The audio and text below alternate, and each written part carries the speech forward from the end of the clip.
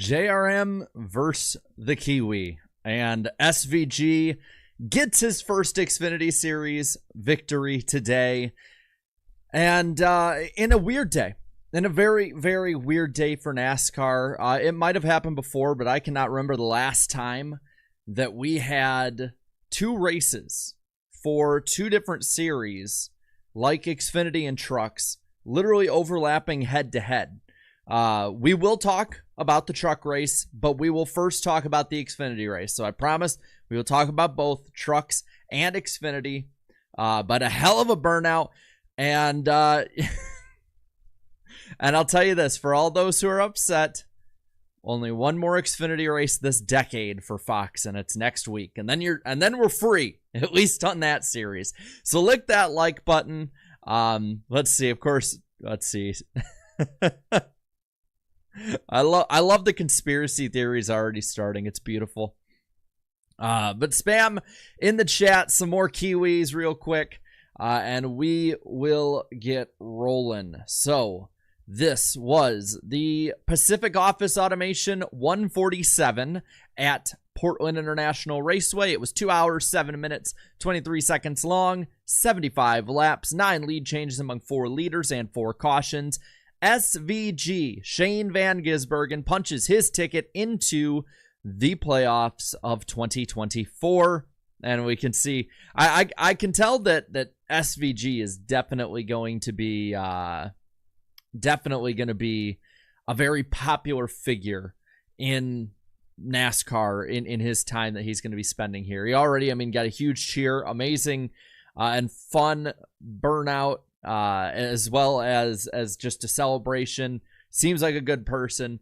So SVG gets the win by just about 1 second over Justin Allgaier, Sammy Smith in third. Sam Mayer was up there, but unfortunately got a flat tire in this race, or probably would have been 2, 3, 4 JRM. But I'll tell you what, JRM, there is no one better in Xfinity Series history at imploding than JR Motorsports. It is just amazing to me how they're able to implode really great situations for themselves, even if it's not their fault in a lot of those cases. In fourth, AJ Allmendinger. Ed Jones with a solid 5th place finish today. Defending winner Cole Custer comes home in the 6th spot. Josh Williams, you spotted him at the track and not on the back of the milk carton. He is 7th, top 10 finish for him today. Parker Kligerman in 8th. Parker Retzlaff in the 9th spot. Riley Herbst in the top 10. Then Austin Hill. Josh Bilicki, solid run. Probably didn't finish where he should have today. Sheldon Creed in 13th. Ryan Sieg and Austin Green, the top 15. Then you got Poole, Ellis, Kyle Sieg, Love, and Perkins, the top 20. Nathan Bird in 21st. Smithley, 22nd. Castro in 23rd. Gallagher, 24th. Weatherman, 25th. Honeyman, 26th. And Ryan Truex, final car on the lead lap, 27th position. For all you Sam Mayer fans out there and everybody on NWP in the chat that picked him, he came home 28th position, 1 lap down tonight in this race. Logan Bearden, lap down in 29th. 30th, Jeremy Clements, 2 down, as is Matty D in the 31st position. 3 laps down for Anthony Alfredo in the 32nd spot. Haley Deegan, 4 laps down in 33rd. 34th, Sage Karam is the last guy on track, 6 laps down. Of these guys, I should say, as Chandler Smith and Brandon Jones, 35th and 36th, a piece on their part out of this race. Jeb Burton was 14 laps down, so he was probably the last one, I should say, in this race. And then in last position, Preston Pardis. All right, guys, we're going to do something a little different on this one because we had 2 races today.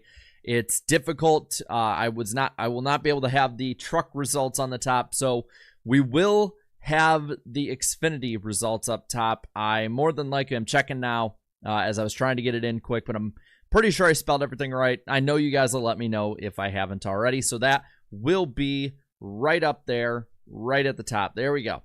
There we go. Finishing results of this race. And it definitely, let's see, colleague's first win this year.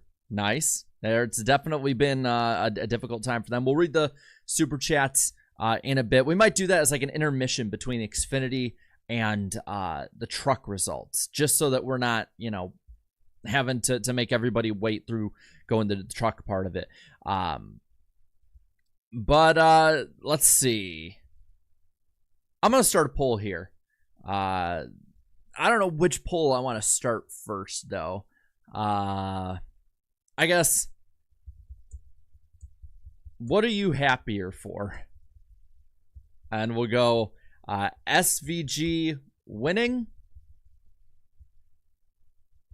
or only 1 week left of Fox.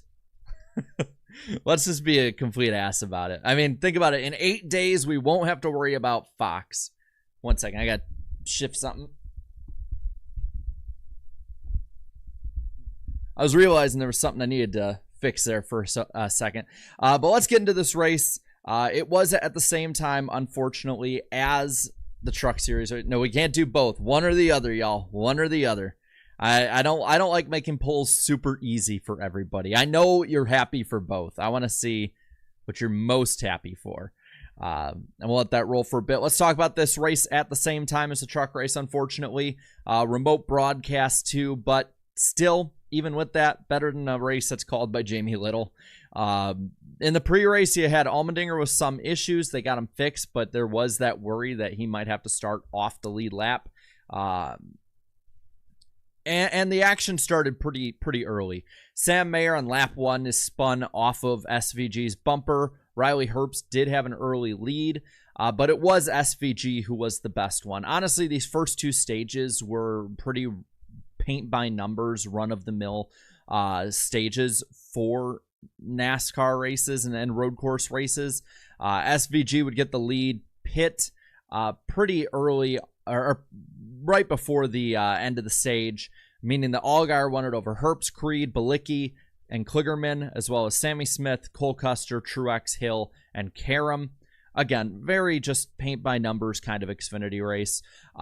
We get restarted. Allgaier would lead, and you got, this is where the biggest action of the day was. You had like Creed taking SVG and others 3 wide. That was the one thing. If SVG gets his restart figured out and better, especially on these road courses, he could go on a run the same way that like AJ Allmendinger did back in the day. Allmendinger, while finishing 4th today, was basically MIA all day. I mean, I'm looking at the results right now, and Allmendinger, I would say, was probably running around 11th to 20th all day long. I mean, it was kind of odd to see somebody who we all, I think rightfully so, thought would at least be in the top 5 all day, not being all that great. But for somebody like Allmendinger, like I get, like, Austin Hill finished 11th, didn't run all that good today.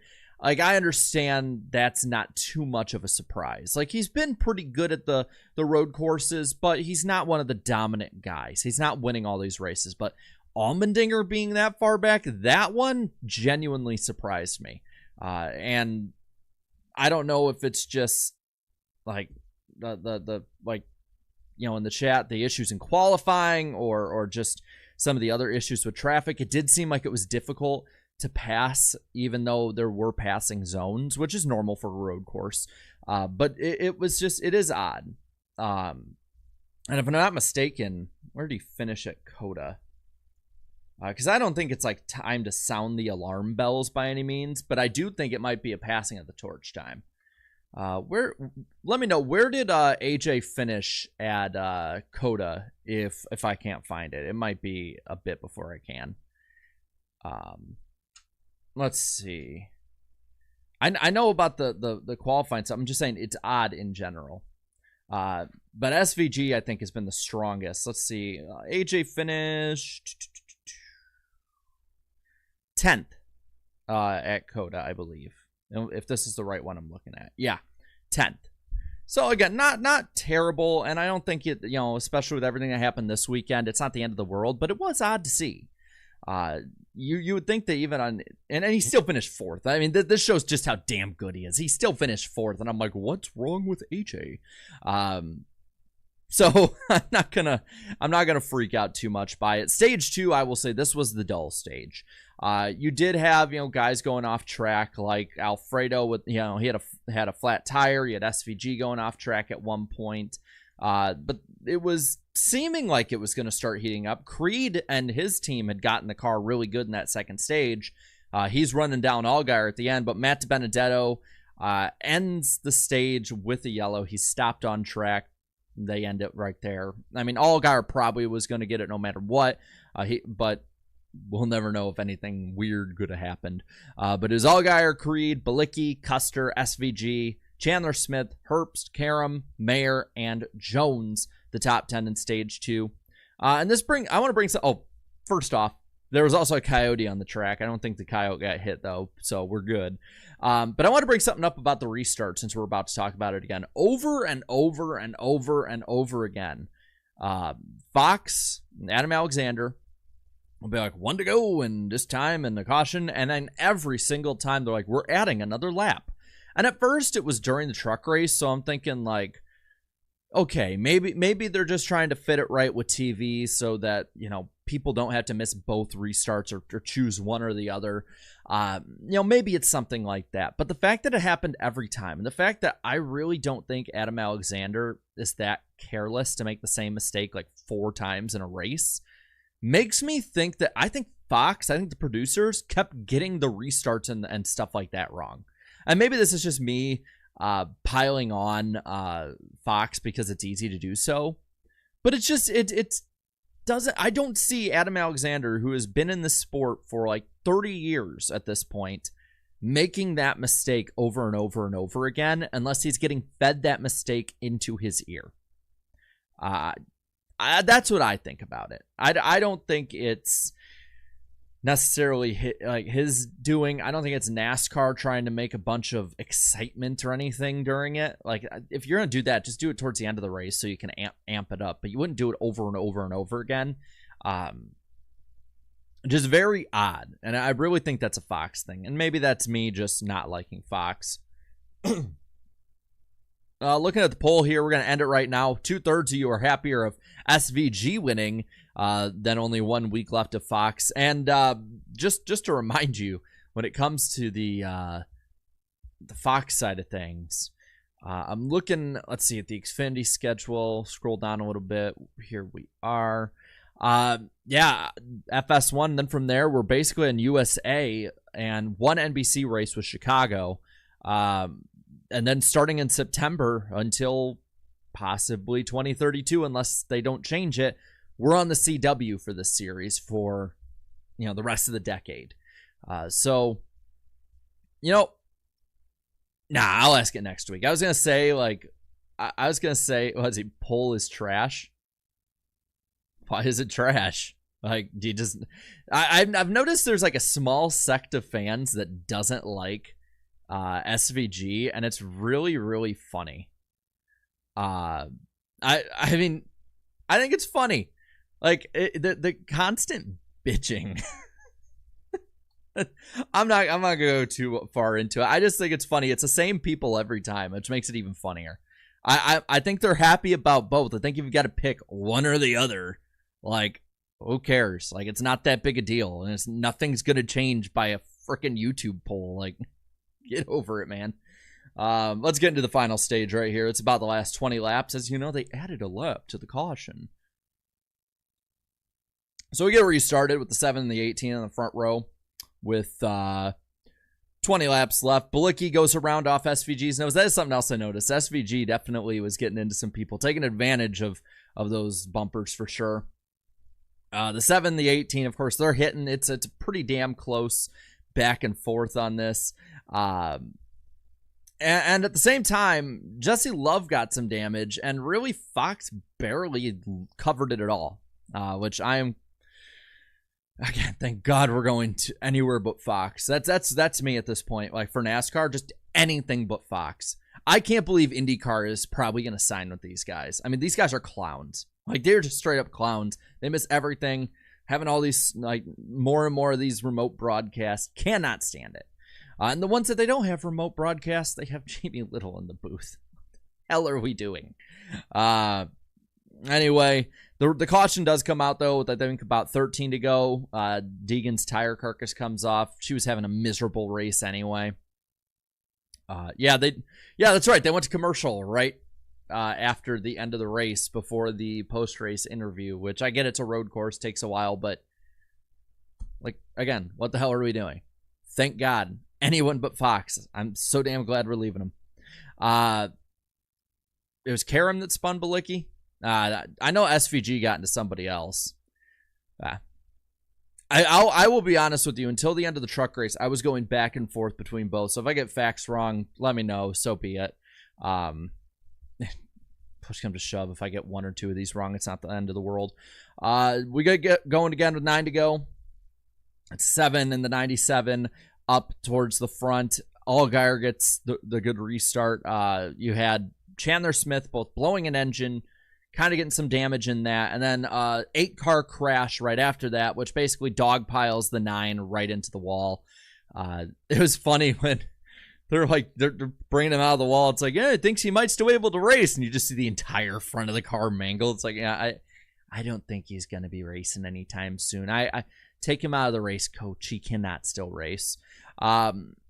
We have the Creed penalty as well that takes him out of contention with 4 to go on the next restart. And it's, again, the 7, the 97. Allgaier had the restarts on it today. SVG, again, that is his weak spot. He needs to fix that, especially at road courses, because it could cost him some wins. But he was able to recover a lot better just because he was a lot better in those braking zones. He gets beside him again, and from there, he's off to the win. I mean, they were trying to spice it up like the 7 was going to catch him. I don't think so. I don't think that was going to happen unless he made a major mistake. The only other thing that really happened is with 2 to go, Mayer has a flat and is out of contention in the race. Now, I want to see in the chat, out of 10, 10 being the best race you have ever seen, and 1 being completely awful, 0 being just never want to see anything like it again. Let me know what you think of the race. What is your rating for this race? I guarantee we're going to see a lot of 9.7s. Seeing 9, a lot of 7s, a few 8s.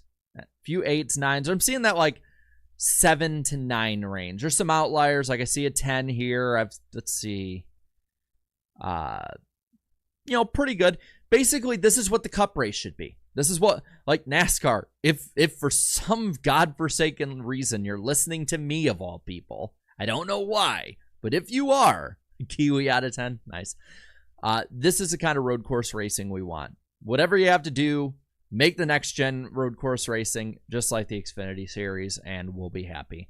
Again, there's going to be outliers. I see a 6 here. Some Napa Racing fan says IMSA gets a 2. Seeing some 3s. Yeah. And I get it. It's not going to be easy to make the Cup cars like this. I'm not looking forward to Sonoma next week, especially with the repave. It's going to be awful.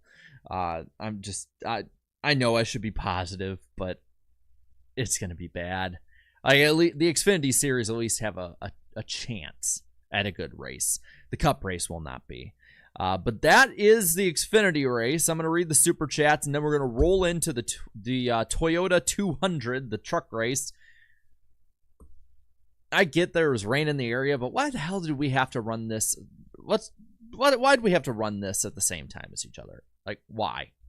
Why did we have to run these races? I would almost be okay if you ran the truck race in the morning like you did at Wilkesboro. I get that it's not a night race this time, so it made it a little more difficult, but it just sucks. It just really does. And I'm just seeing, I go on Twitter and I see SVG, I see Smoke, and I see a Coyote.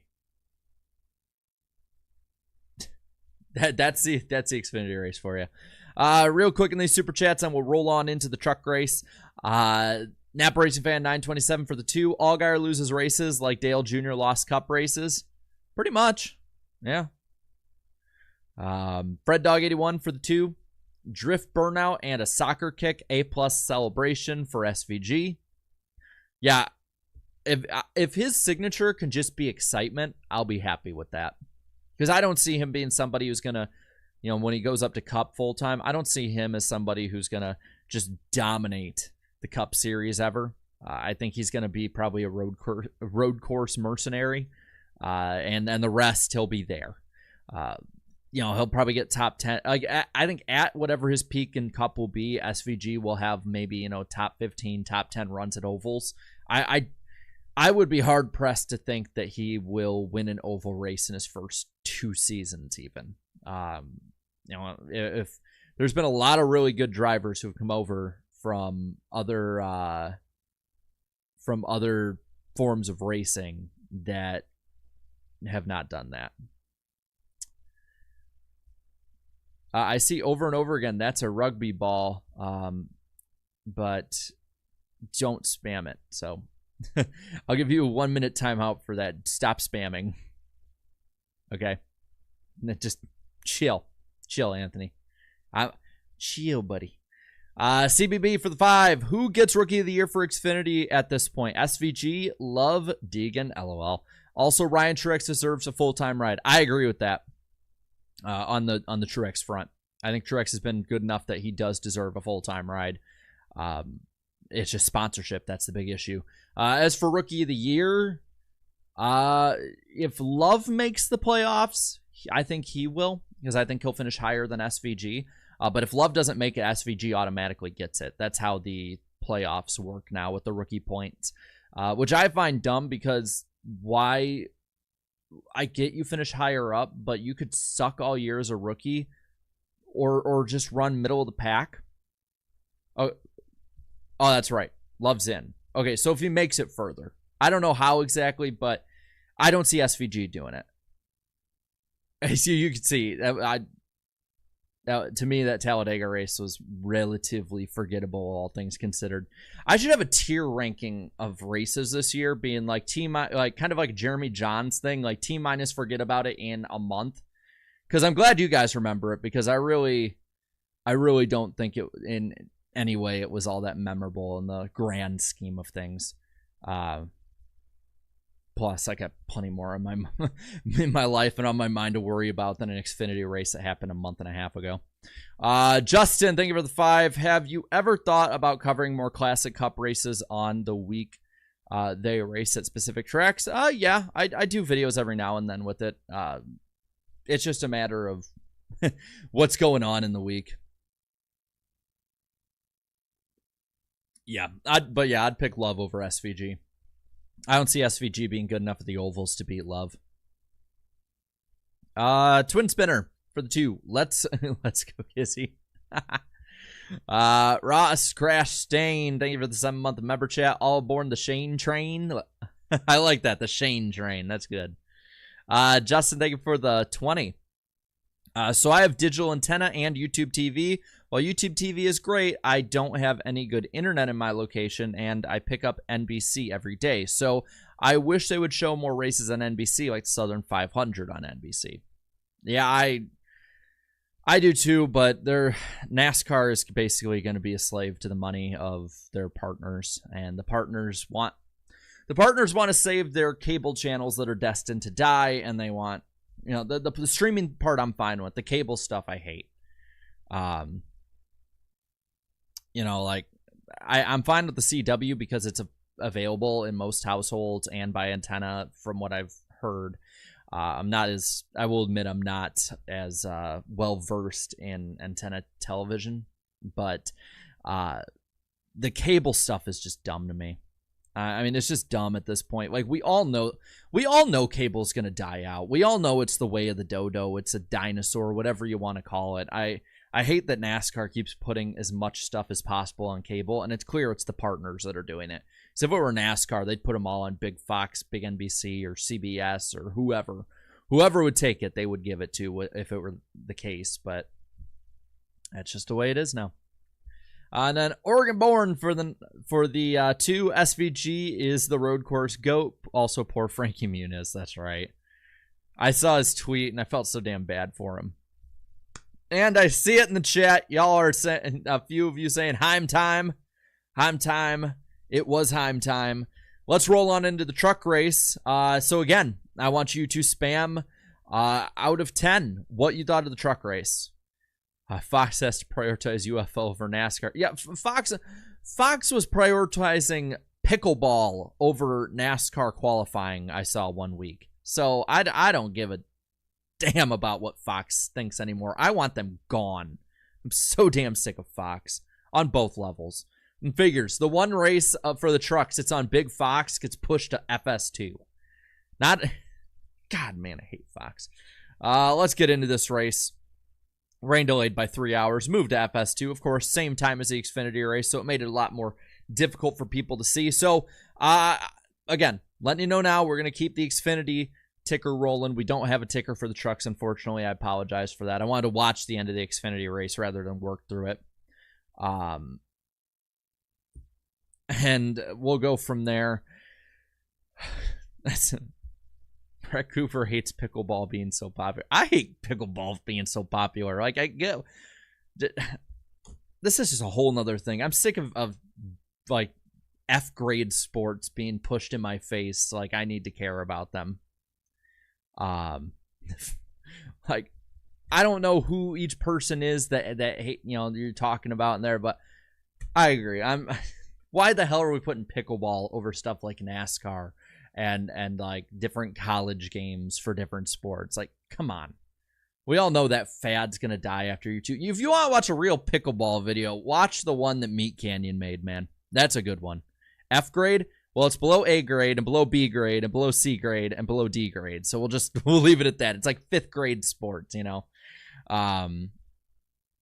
sports that belong on FS2 or like FS3 or whatever if they ever made it. Yeah, Pat McAfee's a kiss ass until money is thrown at him to say something else. Like, the biggest lie I've ever heard is that Pat McAfee is the rebel of sports media. It's not true. It's not true at all. He only goes after people when they're a threat to his money. Anyway, truck race. Let's get back into it. The C grade race of the weekend here. Majeski would lead early. He was the best truck out there for the entirety of the race, but unfortunately for him, it was not going to end out that way. Spoiler alert for a race that maybe many of you guys didn't see. I thought pickleball was an Matthew Allen in there. I thought pickleball was an STD. That's funny. That's actually pretty funny. Anyway, he'd lead early. The first caution would be from Luke Fenhaus, but he did recover through the day. But a solid, good first race for him in this truck. Top 10, he would finish in this one. We'll read off the finishing order after we get done with this part, just so maybe I won't ruin it too much for too many of you. And it would be Majeski winning the first stage over Eckes, Sanchez, Friesen, Heim, Thompson, Enfinger, Rhodes, Dye, and Taylor Gray. Stage 2, just like stage 2 of the Xfinity race to me, was kind of the lull point of the race, which I think that's generally what stage 2 is anymore in most races. You had Tanner Gray up there. He had the lead for a little bit. But it would end up again being Majeski over Eckes, Sanchez, Rhodes, Heim, Enfinger, Tanner Gray, Taylor Gray, Purdy, Dillon. That's your top 10 in stage 2. The final stage, again, started out with a long green flag run, which for the truck series always makes me happy. This was a relatively tame race, all things considered. Am I watching UFC tonight? No. I have nothing against it, just never have cared really enough. Unless somebody else has it on the TV and I have nothing better to watch. I value it much more than pickleball. Say that. And we even had green flag pit stops in the truck race, which, again, very much enjoy. And you had the different strategies where, like, Heim, for instance, and Majeski pitted early in the window, and Sanchez went 10 laps longer, had the fresher tires at the end of the race. I like that. There was, of course, a crash that brought out a caution with 31 to go with Salas, but still, very solid race. There was no stupidity that many expect with the Truck Series. From there, we have a restart with 23 to go. It's about a 2-lap or so battle between Majeski and Heim. But ultimately, it would be a battle for second between Majeski and Eckes. That was the fun battle to watch at the end of the race. Because Heim won, as I'm seeing more and more spam Heim time in the chat. And we're going to read off the finishing order of this race. So Heim gets the win in the truck race over Eckes, Sanchez, Majeski, and Lane Riggs. Purdy in 6th, then Rhodes, Friesen, Perez, and Fenhaus in the top 10. Again, very good run for him. Good run for Lane Riggs, who's been struggling mightily this year. Then you got Tanner Gray in 11th. Michael Waltrip's favorite driver, Daniel Dye, in 12th. I'm surprised that Mikey didn't try and interview him post-race. I have nothing against Daniel Dye. Michael Waltrip is something else. I did enjoy having him out of the booth this week. The more we can have, I should say, not the more we can have Mikey out of the booth, the less we have to hear from him during the race, the better it is. I'll take Joey Logano in the booth over Michael Waltrip any day. From there, we got Ty Dillon in 13th, Thompson in 14th, 15th is Ankrum, and then Raja in 16th. Grant Enfinger comes home 17th. Timmy Hill in 18th. 19th is Lawless Allen and Matt Kraft in the top 20, all in the lead lap. Then you had Holmes, Mosak, Mills, and Garcia 21st through 24th in that order, 1 lap down. Salas comes home in 25th, 3 down. Then Boyd, 26th, 4 down. Keith McGee, my favorite name to say in the Truck Series, comes home in the 27th spot, 4 laps down. Thad Moffitt finishes 28th, 5 down. Bailey Curry, 7 down in 29th. And the top 30 is rounded out with Taylor Gray, 8 laps down in the 30th position. From there, we have 2 trucks out of this race. 31st place, Mason Massey, and Colby Howard in 32nd. Final truck in the race, which I'll say this, and I know we've noticed it a little bit more and more, but the entry lists for the Truck Series this year have been getting so damn small. I think this has to probably be like a collective smallest Truck Series field in a long time. Let's see. Bob said the Heim truck to R&D.